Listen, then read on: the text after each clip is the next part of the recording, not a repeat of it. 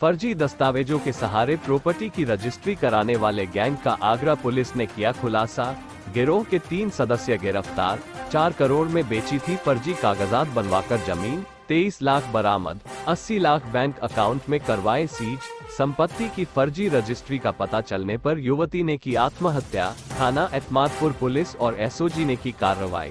Delhi glow news के लिए आगरा से मयूर खान की रिपोर्ट। किया किस तरीके से ये फर्जीवाड़ा किया करते थे?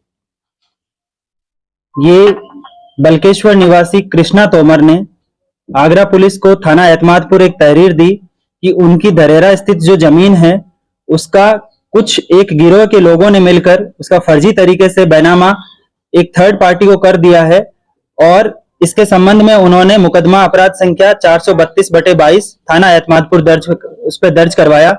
और जब ये उनको संज्ञान में आया कि उनकी जमीन की जो है वो लगभग 4 करोड़ रुपए में सौदा हो गया और उनकी जमीन जो है वो फर्जी तरीके से दूसरे व्यक्तियों के पास चली गई है, इसी चीज से आहत होकर उनकी बहन ने आत्महत्या कर ली थी, जिसके संबंध में थाना कमला नगर पर मुकदमा अपराध संख्या 232/22 दर्ज किया गया था।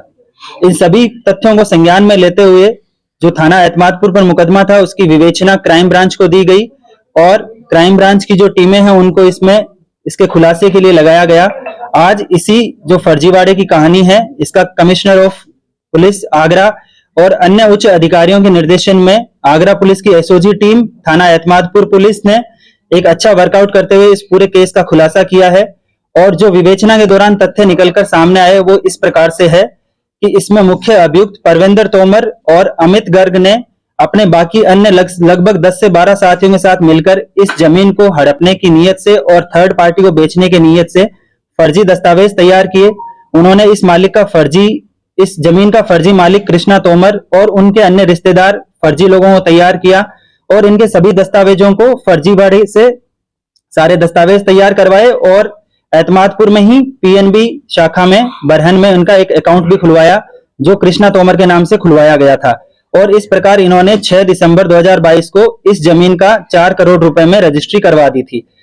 अभियुक्त परविंदर तोमर को जब इस चीज का पता चला कि उसके खिलाफ मुकदमा लिखा गया है तो उसने अपने एक पूर्व से चल रहे मुकदमे में कोर्ट में सरेंडर कर दिया गया था और उसका रिमांड बनवाया गया इस मुकदमे में और फिर उसको पीसीआर पर लाकर उससे लगभग जो है 11 लाख रुपए की बरामदगी की गई।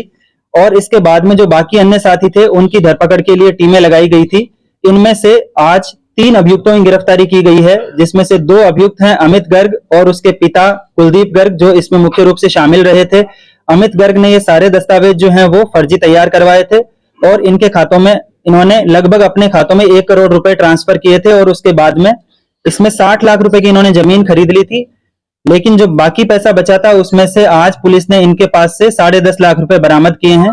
इनके पास बचे बाकी पैसों को भी बाद में बरामद किया जाएगा।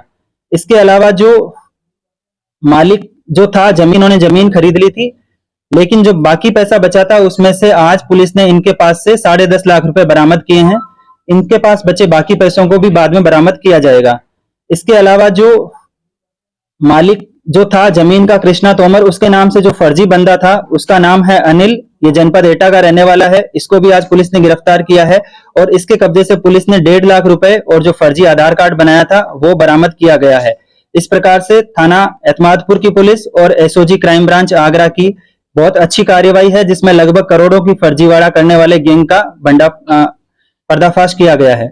फर्जी पत्रकार की क्या भूमिका आपने बताई इसमें? ये फर्जी पत्रकार है क्या? इसमें जो मुख्य अभियुक्त है परविंदर तोमर, ये एक पत्रकार के वेश में अलग अलग जगह जो है जमीनों की दलाली का काम करता था और ये पत्रकार बन के रहता था ताकि जो है वो कोई इस पर शक ना करे इसकी दलाली का। जो फर्जी दस्तावेज इन्होंने तैयार किए हैं उनके बारे में कोई लिंक मिला है कि फर्जी रजिस्ट्री से लेकर आधार कार्ड और अन्य दस्तावेज भी जो मिला है कि वो किसके सहारे इन्होंने करे? ये सारे तथ्य विवेचना के दौरान प्रकाश में लाए जाएंगे और इसमें किस किस की मिली भगत रही है, जो इसमें फर्जीवाड़े में शामिल रहेगा उन सभी के खिलाफ कार्रवाई की जाएगी। 4 करोड़ की लैंड की लिखा पड़ी हुई जो कि इलीगल था पूरा। लैंड कितने की थी? जब स्कैम किया तो 4 करोड़ की थी, कितने पूरा स्कैम हुआ है? अगर वहां के जो धरेरा में सर्किल रेट पता किया जाए उसके मुताबिक इस जमीन की कीमत लगभग 3.5 से 4 करोड़ लाख के आसपास बनती है। तो और इन्होंने सौदा जो किया था वो 4 करोड़ में किया था, तो इससे लगभग ये साबित होता है कि जिससे जमीन जिसको बेची गई थी उसको इन तथ्यों की जानकारी नहीं थी कि ये सारे सब फर्जीवाड़ा किया गया है। ये लगा कि बड़ा नेक्सस हो सकता है, काफी लोग और इसमें इन्वॉल्व हो सकते हैं। इसमें लगभग अब तक जो है वो विवेचना में 10 से 12 लोग प्रकाश में आ चुके हैं, लेकिन अभी तक गिरफ्तारी सिर्फ 3 लोगों की हुई है, एक ने सरेंडर किया है। बाकी सब लोगों के खिलाफ पुलिस अपनी कार्यवाही जारी रखे हुए हैं। जैसे जैसे इनके पास से जो बरामदगी होगी और जो अन्य दस्तावेज जो बरामद किए जाएंगे, उसी के आधार पर इनकी गिरफ्तारी भी सुनिश्चित की जाएगी। इनमें से जो फर्जी जो बने हैं, ये लोग पहले से जेल में गए हैं मर्डर के मुकदमे में बरेली से।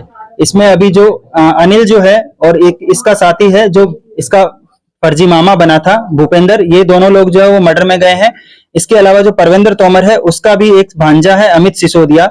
अमित सिसोदिया भी बरेली से मर्डर के मुकदमे में जेल गया हुआ था। इसके अलावा परविंदर तोमर पर फर्जीवाड़े के कई मुकदमे आगरा के अलग अलग थानों में दर्ज हैं। और जो अमित गर्ग और जो कुलदीप गर्ग हैं, इनका ये जो आपके थाना कमलानगर और थाना एतमादपुर जो दर्ज मुकदमे हैं, ये इनका आपराधिक इतिहास है।